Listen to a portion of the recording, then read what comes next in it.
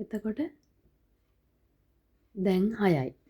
6යි 5ට ශා ශේෂ් ශේෂ් ව කියන්නේ ඇන්ඩ් කියන එක ශිව කමේෂ් දකොත් 6යි 10ට කියන්නේ ඒෂර් දකොත් කමේෂ් එස්රේ දකොත් ස්ත්‍රීම් දකොත් ස්ත්‍රීම්ව කමේෂ් දකොත් श्लोशीम दकोत श्लोशीम दकोत श्लोशीम कमेश दकोत अरबाइम दकोत अरबाइम व कमेश दकोत දකොත් කමෙෂිම්ව කමෙෂ් දකොත් අපේ මේ පැය කටුවේ ඉඳලා ශාශේෂ් ව කමෙෂ් දකොත් කියලා කියන්නේ 6යි 5ට.